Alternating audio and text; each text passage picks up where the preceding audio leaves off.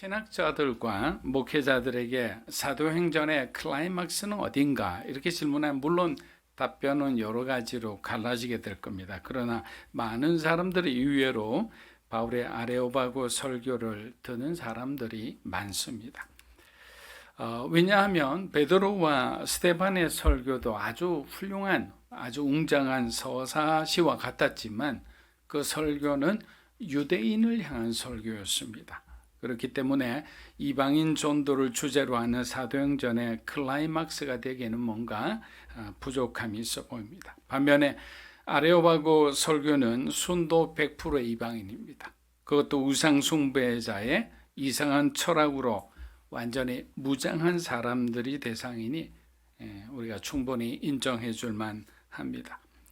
혹자는 바울의 아레오바고 이 전도는 실패로 끝났다고 얘기하기도 합니다.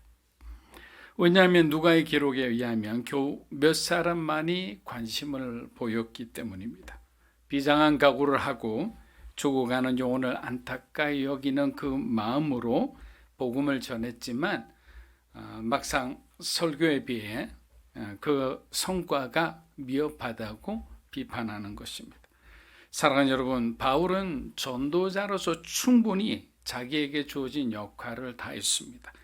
아레오바고 전도는 사도 바울이기에 할 수 있는 일이었습니다.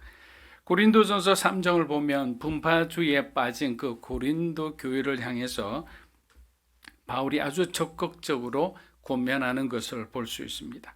저는 아레오바고 전도가 실패라고 주장하는 사람들에게 꼭 고린도전서 3장을 읽어보라고 말씀드리고 싶습니다. 고린도전서 3장 5절에서 7절입니다.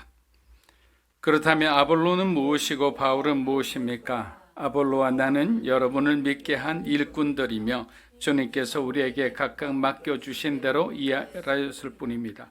나는 심고 아볼로는 물을 주었습니다. 그러나 하나님께서 자라게 하셨습니다.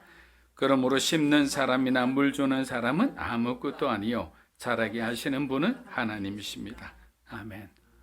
그렇습니다. 바울은 아무도 관심을 갖지 않는 그 황무지 같은 곳에 복음의 씨앗을 심었습니다. 여러분, 그러나 사람처럼 복음도 익어가는 시간이 필요해요. 그냥 우리가 전했다 해서 곧바로 뭐가 마치 자동 발매기처럼 툭 튀어나오는 그런 케이스도 있겠지만 대부분은 말씀이 들어오면 말씀이 내 안에서 익어가는 시간이 필요해요. 그래서 충분히 익었을 때 어떻게 되느냐, 내 마음속에 변화가 일어나기 시작하는 거예요. 이전까지 생각해보지도 않았던 생각을 하게 되는 거예요. 교회에 관심을 가집니다. 성경을 한번 읽어볼까라는 그런 생각, 그런 의지가 생기는 거예요. 그렇게 조금씩 하나님께 더 가까이 다가오게 되는 것이 바로 복음을 들은 사람들에게서 나타나는 그런 특징들입니다. 모든 것이 준비되었을 때 하나님은 어떻게 하겠습니까? 제2의 바울, 제3의 바울을 통해 그 씨앗이 무럭무럭 자라게 하실 거예요. 기독교 국가로 분류되는 대한민국도 복음의 씨앗이 흘러와 단기간 안에 엄청난 성장과 부흥을 경험하였습니다. 여러분, 이것을 어찌 사람이 했다고 할 수 있겠습니까? 사랑하는 여러분, 만일 지금 여러분들이 기도하고 아주 오랫동안 애를 쓰고 있는 일들이 있다면 단기간에 큰 변화가 없더라도 너무 쉽게 포기하지 마십시오. 너무 쉽게 여러분의 마음이 꺾이지 마십시오. 주님의 때가 되면 모든 것은 다 하나님의 섭리대로 이루어지게 되어 있기 때문입니다. 데살로니가 유대인들이 바울을 쫓아오자 어떻게 됐습니까? 급히 베레아를 떠나 바울은 헬라 철학의 본고장으로 유명한 이 아덴에 도착합니다. 그러나 당시 아덴은 알렉산더 대왕 시절에 그때 아주 중흥하던 그런 어떤 대도시의 어떤 분위기는 아니었습니다. 그러나 왜 이곳이 중요한가? 이곳은 이방인의 사고와 가치관을 지배하는 본산지와도 같았습니다. 이 헬라 철학이, 이 헬레니즘 문화가 로마를 비롯해서 온 세계를 뒤덮고 있었기 때문입니다. 로마는 권력을 쥐었는데, 땅을 지배했는데, 이 헬레니즘 문화는 사람들의 정신을 지배했던 거예요. 여러분, 무엇이 더 무섭습니까? 땅은 뺏고 빼앗기기도 합니다. 그러나 사람의 한 정신에 어떤 철학이 들어가게 되면, 어떤 사상이 들어가게 되면, 어떤 이데올로기가 들어가게 되면 너무나 무서운 것이에요. 그래서 이 헬레니즘 문화의 본산지이기 때문에, 다른 말로 뭐합니까? 복음의 전파를 방해하는 것들이에요. 바울이 이곳에 와서 그것을 이 본산지에서 하나님의 말씀을 선포하고 그들의 영들을 깨뜨리지 않으면 안 되는 거예요. 바울은 다소 긴장된 모습으로 아데네 곳곳을 다니기 시작합니다. 왜 그럴까요? 지금까지는 바울은 선교팀과 함께 협력하여 최소한 2사람 이상씩 돌아다니며 복음을 전했어요. 그런데 아데네에서는 지금 혼자 도망 나왔기 때문에 실라와 디모데가 이제 올 예정이에요. 시간이 걸려요. 그들이 오는 시간 동안 바울은 홀로 아덴을 다니면서 소위 영적인 매핑, 어떤 영적인 탐색을 하기 시작했던 겁니다. 여러분, 그냥 관광객으로 아테네를 간다고 생각해 보십시오. 얼마나 아름답고 훌륭한 건축물들이 많이 있습니까? 그러나 복음을 전하는 자의 입장에서, 그리스도인의 입장에서 바라보면 불편한 것이 한둘이 아니었습니다. 왜냐하면 도시 전체가 완전히 우상 숭배로 가득했기 때문입니다. 사도행전 17장 16절입니다. 바울이 아덴에서 그들을 기다리다가 그 성에 우상이 가득한 것을 보고 마음에 격분하여, 여러분, 바울이 무엇을 보았기에 이렇게 격분하였을까요? 여기서 격분하다라는 뜻은 잠시 화가 난 뒤에 가라앉는 것이 아니라 식지 않는 분노를 가리킵니다. 계속 화가 나는 거예요. 이들의 우상 숭배하는 모습을 바라보니까 바울의 마음이 가라앉지를 않는 거예요. 너무나 화가 나서. 왜? 도시를 통째로 하나님이 아닌 우상에게 갖다 바쳤기 때문에. 통탄할 일이죠. 만일 여러분의 자녀들이 열심히 신앙생활하다 어느 순간에 격길로 빠졌어요. 언젠가는 돌아오겠지 했는데 나이가 들수록 세상으로 더 가서 완전히 세상 사람하고 똑같이 되었다고 생각해 보세요. 부모의 마음은 찢어지는 거예요. 지금 바울의 마음처럼 이렇게 우리 딸을, 우리 아들을 이렇게 영적으로 기만하여 이 상태까지 되게 한 그 영적인 세력을 행해서 우리가 분노를 발할 수밖에 없는 거예요.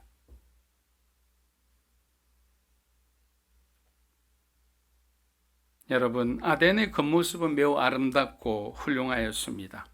예술적, 문화적 가치가 높은 건축물을 대할 때는 경이롭기만 합니다. 그러나 아무리 아름다운 그릇이라도 무엇을 담느냐에 따라서 그 가치가 달라지는 거예요. 비록 질그릇 같은 존재이지만 만일 우리가 예수님을 품고 있다면, 예수님을 믿고 있다면 그 질그릇은 세상에서 가장 아름답고 훌륭한 작품이 될 것입니다. 바울은 하나님께서 주신 재능과 아름다운 도시가 통째로 사단에게 넘겨진 것을 보고 울분을 참지 못했던 거예요. 여러분, 이런 거룩한 울분은 그리스도인에게 때로는 필요한 거예요. 흔히 아테네를 세계 지성의 중심지다, 또 지성 있는 사람이 어떻게 이단에 빠지고 우상숭배를 그렇게 할 수 있느냐라고 이렇게 질문을 하는 사람들이 있는데, 이건 너무나 순진한 질문이에요. 여러분, 신천지나 이런 데 보면 대학 교수도 있고요, 의사도 있고, 정치인도 있고, 뭐 행정가들도 있어요. 그 사람들이 뭐가 부족해서 그런 이단에 빠졌을까요? 똑똑한 사람들이잖아요. 좋은 대학 나온 사람들이에요. 그래서 영적인 기만은 얼마나 무서운지 모릅니다. 제가 누누이 말씀드리는 거예요. 마지막 시대에 가장 필요한 은사 중에 하나가 뭐냐? 영분별의 은사예요. 근데 이 영분별은 어디에서 오느냐? 하나님의 말씀에서 오는 거예요. 그래서 말씀을 풍부하게 묵상하고 공부하고 연구한 사람들은 영분별을 그냥 바로 하는 거예요. 하나님께서 지식의 말씀의 은사, 지혜의 말씀의 은사를 주시면 어떤 사람과 어떤 상황을 그냥 하나님의 시선으로 보고 바로 판단해내는 거예요. 여러분, 지식의 말씀의 은사라는 것은 어떤 사람을 딱 봤을 때 아니면 기도를 했을 때 그 사람에 있는 상황이 그냥 그대로 보이는 상황이에요. 예수님께서는 지식의 말씀의 은사를 가지셨어요. 그래서 수가성 여인을 봤을 때 수가성 여인에게 이미 5명의 남자, 옛날 남편이 있었다는 거 알 수 있었어요. 그게 바로 지식의 말씀의 은사예요. 근데 지혜의 말씀은 뭐냐? 지혜라는 것은, 지식은 잘못하면 사람을 상처 줄 수 있어요. 그렇잖아요. 이 사람이 회개하고 열심히 살려고 하는데 지식의 말씀의 은사를 가진 사람이 딱 기도하다가 당신 과거에 이런 죄를 저질렀군, 이렇게 이야기하면 이 사람에게는 씻을 수 없는 상처가 된 거예요. 새 출발하는 이 사람의 인생이 그냥 가로막히게 되는 거예요. 그래서 반드시 지혜를 구하라고 하는 거예요. 그래서 예수님은 그녀에게 너에게 남편 5이 있다고 얘기하지 않고 스스로 얘기할 수 있도록 유도를 하신 거예요. 여러분, 이게 바로 삶의 지혜이자 하늘의 지혜입니다.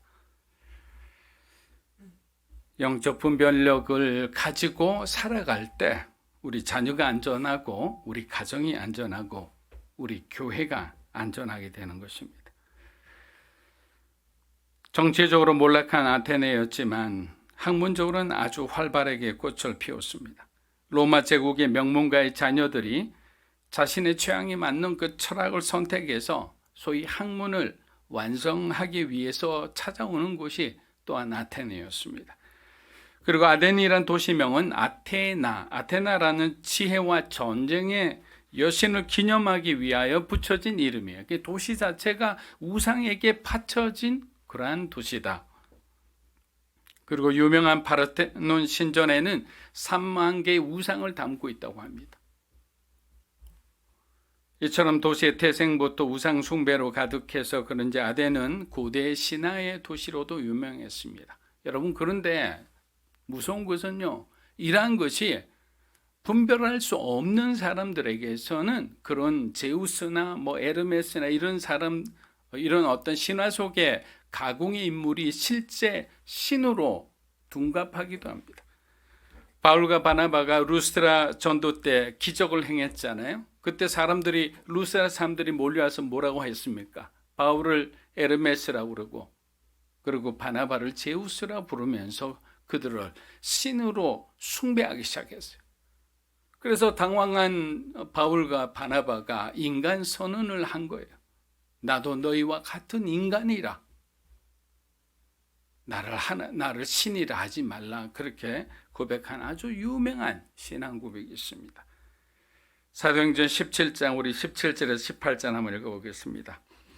회당에서는 유대인과 경건한 사람들과 또 장태에서는 날마다 만나는 사람들과 변론하니 어떤 에피쿠로스와 스토아 학자들도 바울과 쟁론할세 어떤 사람은 이르되 이 말쟁이가 무슨 말을 하느냐 하고 어떤 사람은 이르되 이방 신들을 전하는 사람인가 보라. 이는 바울이 예수와 부활을 전하기 때문이라. 자, 당시 아테네 사람들은 매우 종교적이며 철학적인 사람들이었는데 여러분들이 잘 아는 소크라테스, 아리스토텔레스, 플라톤 다 아테네에서 태어났고 아테네에서 활동했던 사람들입니다. 여담이지만 소크라테스가 그의 못생긴 외모로 인해서 아테네에서 아주 고생을 많이 했다고 합니다. 왜냐하면 이 아테네는 굉장히 외모지상주의로 기승을 부리던 곳이었다고 합니다. 그래서 그는 이 외모주의를 경시했던 소크라테스는 항상 누더기 같은 그런 옷을 입고 다녔다고 합니다. 앞서 말씀드린 것처럼 내가 지금 입은 옷이 무엇이고 내가 가진 명함에 새겨진 그 내용이 무엇인 것이 중요한 게 아니라 그리스도인들에게 우선은 내가 얼마나 하나님을 향하여 신앙 고백을 하며 살아가느냐가 더 중요한 것 아니겠습니까? 왜? 우리는 영혼을 바라보고 살아가는 삶이기 때문입니다. 여러분 여기서 성공한다 해도 70, 80이잖아요. 100세 인생이라 하지만 100세까지 산들 영원한 인생과 어떻게 비교할 수 있겠습니까? 그래서 기준을 어디에 두느냐에 따라서 우리 인생은 달라진다는 거예요. 우리가 가야 할 고난, 또 우리가 그렇게 갈 수 있도록 인도해 주시는 예수 그리스도, 그분이 우리의 삶의 주인이라면 삶에 대한 어떤 가치관이 바뀌는 거예요. 지금까지 나를 위해 살아왔던 그 인생이 하나님을 위해서, 또 예수님이 내 이웃을 내 몸과 같이 사랑하라 했으니까 주변에 있는 사람들을 돌아보면서 함께 더불어 살아갈 수가 있는 거예요. 그래서 복음으로 만약에 우리나라가 하나가 된다면, 이 세계가 하나가 된다면 얼마나 아름답고 건강한 나라가 되겠습니까?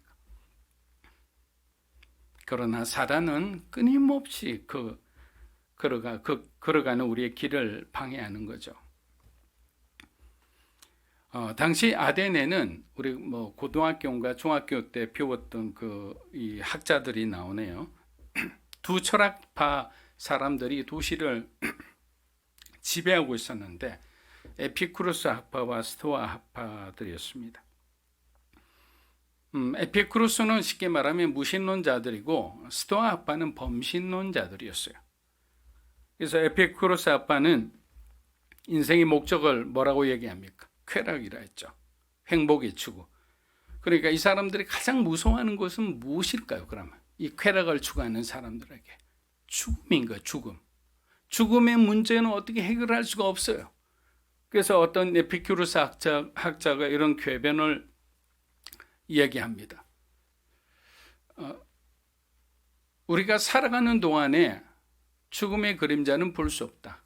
죽음은 우리하고 관계없다. 살아있는 동안. 그러나 우리가 죽었을 때는 우리가 죽었기에 죽음은 없다. 말이 됩니까? 그래서 저는 이걸 계속 읽으면서 무슨 말이지? 하여튼 너무 두렵다 보니까 어떻게든 말을 만들어내는 거예요. 죽으면 죽음이 없다고 생각하지만 심판이 있죠. 심판이. 반면 스토아 학파는 신의 존재는 인정하였지만 여기도 너무 나가버렸습니다. 누구나 무엇이나 신이 될 수 있다는 범신론을 주장한 거예요. 그래서 스토아 학파 이라면 여러분들 범신론을 주장했다고 생각하면 됩니다. 이런 사상을 가진 사람들과 바울이 쟁론을 벌이기 시작합니다. 여기서 쟁론이란 어떤 개념들을 가지고 계속 서로가 주고받고 하는 아주 치열하게 토론하는, 마치 토론 배틀하는 그런 어떤 것을 말하는 거예요. 바울과의 토론에 밀려서 그럴까요? 아니면 바울이 전하는 말이 엉뚱해 보이고 생소해서 그런 것일까요? 한참 토론을 벌이고 있던 와중에 일부 철학자들이 바울을 말쟁이라고 비하하기 시작합니다. 여러분, 말쟁이를 문자 그대로 해석하면 씨앗을 줍는 자예요. 씨앗을. 떨어진 씨앗을 줍는다, 이런 뜻이에요. 즉 단편적인 지식을 막 주워 모으는 자라는 뜻으로 자신의 철학이 아닌 여기서 들은 거 하나 저기서 들은 거 하나 이렇게 갖다 붙여서 궤변을 말하는 사람이다라는 게 말쟁이라는 거예요. 그러니까 바울을 비하하는 거예요. 왜냐하면 바울에게는 이생이 아니라 내세에 하나님이 주신 약속이 있었기 때문에 그 부활의 메시지와 그리고 우리가 영원한 영생에 대한 메시지는 그 어떤 철학도 이길 수 없는 거예요. 왜? 그 어떤 가짜 신들도 해내지 못한 것이기 때문에. 그들이 이렇게 말한 데는 바울의 행색이 옹색하겠죠. 도망자니까. 또 그는 멀리 유대 땅에서 온 사람이었습니다. 여러분, 이 유럽에 있는 사람들의 사고방식이 그 당시 굉장히 교만했습니다. 왜? 이 헬라를 중심으로 멀어지면 멀어질수록 저차원적인 사고를 한다고 생각했어요. 예전에 우리가 요즘은 동아시아라고 그러죠. 중국과 일본과 한국을. 근데 과거에는 뭐라고 얘기했습니까? 극동아시아란 말이 있었어요. 극동아파트 그런 데 많죠. 자, 극동아시아란 말은 무슨 말이냐면 유럽을 중심으로 가장 파이스트잖아요. 가장 먼 동쪽에 있는 나라들이란 말이에요. 유럽 자기들이 중심이 되는 거예요. 지금 헬라도 마찬가지예요. 이 아테네를 중심으로 먼 곳에 있는 사람들은 다 무식한 사람들이에요. 교만이 하늘을 찌릅니다. 사랑하는 여러분, 복음이 없는 곳에 소망이 없는 것처럼 우리가 어떤 지식 속에 숨어서도 안 되고 우리가 가진 어떤 경험과 경력 속에 숨어서도 안 됩니다. 하나님은 오직 예수 그리스도의 이름 안에 구원의 약속을 주셨기 때문입니다. 내가 많은 공로를 세운다고 구원받는 것도 아니요, 우리가 많은 죄를 지었다고 구원받지 못하는 것도 아니에요. 오직 그리스도를 믿느냐 믿지 않느냐에 따라 우리의 목적지는 달라질 겁니다. 사도행전 17장 19절에서 20절입니다. 그를 붙들어 아레오바고로 가며 말하기를, 내가 말하는 이 새로운 가르침이 무엇인지 우리가 알 수 있겠느냐? 내가 어떤 이상한 것을 우리 귀에 들려주니 그 무슨 뜻인지 알고자 하노라 하니. 아레오바고는 아레스의 언덕이란 뜻을 가진 약 한 20명에서 30명 정도 앉을 수 있는 언덕 위에 있는 아주 큰 바위였습니다. 우리 그림 하나 보여주실래요? 이곳이 당시 법정으로 사용되었던 아레오바고입니다. 그래서 저기 바위 쪽에 한 기퉁에서 이렇게 사람들이 모여서 서로가 이렇게 설교를 하고 강론을 하고 때로는 재판을 하기도 했습니다. 근데 이곳에서 하다가 이제 점점 이제 문명이 발달함에 따라서 위에서 이제 내려와서 이제 따로 건물을 짓고 그곳에서 이제 어떤 헌법 기관의 역할을 했던 게 바로 아레오파고였습니다. 언젠가 여러분들이 한번 성지순례 코스를 한번 가보면 또 얼마나 감동이 있겠습니까? 자, 바울과 논쟁을 벌이던 철학자들은 급기야 바울을 아레오바고로 데리고 갑니다. 당시 아덴 사람들의 관심사는 늘 새로운 것이에요. 새로운 것. 야, 너 그 새로운 거야? 그 새로운 이론이야? 무엇이 진리인가에 관심을 두기보다는 어떤 것이 새로운 트렌드인가, 어떤 것이 새로운 유행인가에 관심이 더 많았어요. 만약 어떤 사람이 한 번도 입어보지 않은 화려한 복장을 하고 만약 아테네 시내 그 아크로폴리스 광장에 나타난다면 많은 사람들에게 그 사람은 스타가 되는 거예요. 신스틸러를 하나, 그렇게 막 사람들의 마음을 훔치는 사람이 되는 거예요. 여러분, 이러한 행동 양상은 그곳에 수많은 신들은 있었지만 진짜 신은 없다는 말이에요. 왜?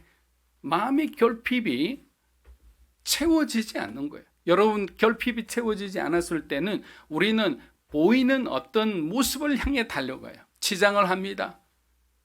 그리고 뭔가 자꾸만 이렇게 외형적으로 자랑할 만한 것을 만드는 거예요. 돈 많은 사람은 건물을 사겠죠. 그리고 반지, 귀걸이, 시계 뭐 할 수 있는 거 다 할 거예요. 여러분, 그렇다면 뭐 그리스도인들은 이렇게 말할 수도 있겠죠. 잘못된 사람들은 하나님의 백성들 입장에서는 계시는 점진성을 가지고 있다. 다른 말로 하면 종말이 가까울수록 하나님의 계시는 더 명확해진다라고 했으니까 구약에서 계시된 것보다 신약에서 계시된 것, 신약보다는 지금이 더 훨씬 계시적인 입장에서 보면 더 명확한 거예요. 그럼 우리는 구약을 굳이 공부할 필요가 있냐? 신약만 보면 되지, 이렇게 생각할 수도 있는 거예요. 왜? 오래된 것은 나쁜 것이라는 생각을 아테네 사람들은 했으니까. 여러분, 할아버지 할머니가 오래되셨다고 나쁜 분들입니까? 부모님이 그렇습니까? 예전에 오래된 어른들의 어떤 뭐 탈무드를 비롯해서 오래된 어른들의 아주 깊은 교훈이 있는 그런 책들이 나쁜 책들입니까? 근데 아테네는 그냥 너무 쉽게 이원론적으로 생각하는 거예요. 새로운 것만 좋은 것이다. 여러분, 제가 하나 예를 드릴게요. 솔로몬의 아들이 이름이 뭐죠? 르호보암이라는 사람이에요. 근데 이 사람이 이제 시간이 없어서 그 구절을 이제 삽입하려고 하다가 그냥 뺐는데 뭐라고 하느냐면 이제 아버지 돌아가시고 난 뒤에 이제 자기가 왕으로 등극했어요. 근데 그때 솔로몬이 막 저질러 놓은 그 많은 공사들이 있었어요. 이 공사가 너무 힘드니까 백성들이 지쳐가지고 조금만 이걸 경감시켜 달라고 했는데 그 질문을 이제 하는 거예요. 원로들에게 해야죠. 아버지와 함께 했고 그 모든 과정에서 백성들이 어떻게 힘들었는지 그 과정에 있었던 그 어른들에게 조언을 구해야 되는데 그 어른들은 깡그리 무시하고 르호보암 왕은 누구의 말을 듣냐? 자기가 새로 세운 자기 편들, 젊은 사람들, 에너지가 충만한 사람들, 그 사람들에게 묻습니다. 그러니까 그 사람들은 뭐라고 얘기했느냐? 밀어붙이셔야 됩니다. 왕의 권위를 세우셔야 합니다. 여러분, 그러고 난 뒤에 어떻게 됐습니까? 나라가 두 동강이 나버립니다. 남유다와 북이스라엘로 갈라지게 됩니다. 그래서 어떻게 되느냐? 유다는 베냐민 반지파만 가지고 나라가 되었고 나머지 11개 나라, 10개 반 나라는 북이스라엘이 됐어요.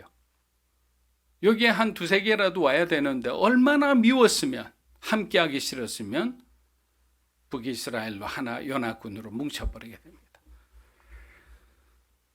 이것이 원로들 오래된 경험이 쌓여있는 분들에게 조언을 얻지 않고 그냥 내 마음대로 내가 원하는 사람들, 이 젊은 사람들의 어떤 열정만 가지고 했을 때 이런 어떤 우를 범하는 거예요. 사도행전 17장 22에서 23절입니다.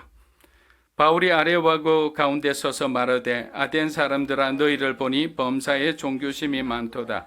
내가 두루다니며 너희가 위하는 것들을 보다가 알지 못하는 신에게라고 새긴 단도 보았으니 그런즉 너희가 알지 못하고 위하는 그것을 내게 너희. 자, 바울은 그의 새로운 이야기를 듣기 원하는 사람들에게 소위 대화의 기술을 지금 발휘하고 있는 거예요. 스데반이나 베드로의 설교를 보아도 첫 문장에는 그 유대인들이 거부할 만한 그런 대화는 처음에 시작 안 해요. 도입 부분은 굉장히 신경 씁니다. 그래서 예를 들면 이렇게 시작하는 거죠. 너희들의 조상인 아브라함이 뭐 이런 식으로 이야기하면 조상 아브라함? 왜냐하면 그들에게 아브라함, 모세, 다윗은 뭐 가장 그 존경하는 그 자기들의 조상이었기 때문에 그렇게 엄청난 집중력을 가졌을 때 십자가와 부활을 이제 자연스럽게 얘기하는 겁니다. 바울은 아테네 사람들에게 내가 너희를 몇 주 동안 둘러보니 범사에 아주 종교심이 많은 민족임을 알게 되었다. 곳곳마다 열심히 우상을 만들어 섬기는 모습을 보니 신에 대한 관심이 이리도 뜨거울 줄 몰랐다. 그런데 내가 신기한 제단을 하나 발견했는데 그 제단의 이름이 알지 못하는 신에게 바친 제단이었다. 참 너희들 배려심이 깊구나. 뭐 이런 식으로 얘기할 수 있는 거죠. 그렇게 사람들이 바울의 말에 집중할 때 바울이 복음을 전하기 시작한 겁니다. 자, 마지막입니다. 사도행전 17장 24절에서 25절입니다.